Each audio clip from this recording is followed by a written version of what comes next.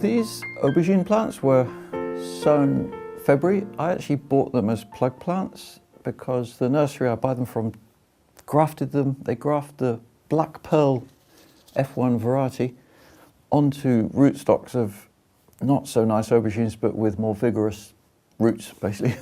So that helps them to grow very strongly. This is end of July now in the greenhouse.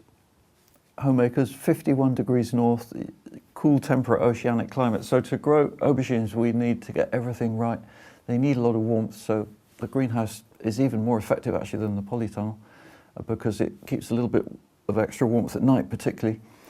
And the fact that they're grafted means they grow more strongly. This variety, Black Pearl, is just, I found so amazing. It has a very nice proportion of fruit to leaf. A lot of the older varieties I found, you can get lovely big bushy plants and not many fruit. Whereas these, I've already picked about 1 kilo of aubergines off each plant. There's 6 plants here, and they're spaced just under 2 feet, 20 inches apart, maybe 50 centimeters. Mulch soil, no dig, and in fact, it's fascinating doing that. I can feel the sponginess of it, and how, if I just go down a little bit, you can see all the aubergine roots in the surface. That's why I like watering. We don't have drip lines, but we water the whole surface with a hose by hand, and to make as much of it moist as possible, and that encourages soil life and enables the roots to feed out horizontally a lot into the moist surface. And then the way I'm training these was shown to me actually by Felix, who worked here 3 years ago. He runs a very successful no-dig market garden in Germany now, in Weinheim. And when he was here, he said how they do it in Germany, where they train 2 stems off each plant. And I'd never even trained my aubergines before like this, and so it's been a bit of a revelation, and it shows how it can be very worthwhile to make that little bit of extra effort to do the side shooting and the training up. Same as with tomatoes, there's strings buried in the planting hole, so we make a hole and put the root ball, in this case, on top of 2 strings. For the tomatoes, it's 1 string, aubergines 2, because then when the aubergine is about this tall, say 30 centimeters, you can often see a strong growing side shoot near the main leader, and you allow that one to grow, and that becomes a second leader. So the plant has divided there with 2 stems. One was the original stem, one was the side shoot at the time. And they're actually, on this plant, they're pretty equal now in growth. And all the other side shoots I'm taking out. So I can't see any to do it actually, because, oh, there's one. Because I'm quite on top of the side shooting, but that's an example of an aubergine side shoot. And there's one there. They do pop out.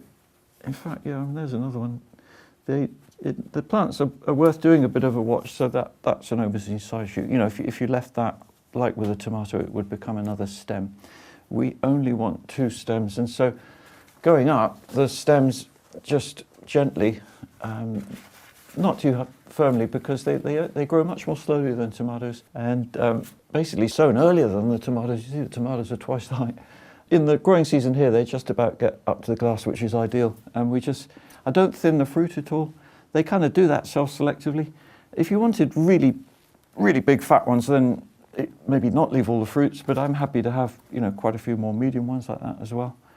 And all that needs doing now, you know, everything's in place from here. It's just regular side shooting, gentle twisting around the string, and harvesting the fruits. Just deciding when to harvest can be tricky, like how do you know when an aubergine is really ripe?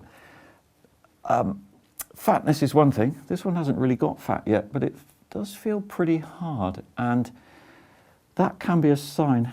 Actually, that feels pretty hard as well. I would say, I think probably most of these are quite mature and would be good to pick, whereas that one is not ready yet, so I'll let that one grow for sure.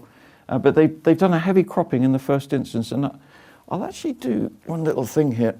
If I get my knife and cut one, and I'll cut it open to show you. I just have a suspicion that we might see some seeds in here. Actually, not too many. But that's where the seeds start to develop.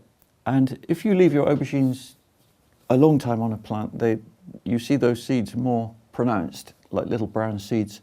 And that's when the fruit can get a little bit bitter. Not majorly, but that's certainly It's actually a bit less mature than I thought it might be. It is definitely difficult to judge the maturity of an aubergine, I find. So a bit of practice, and if you get them like that, that'll be a lovely tender one, really good to eat.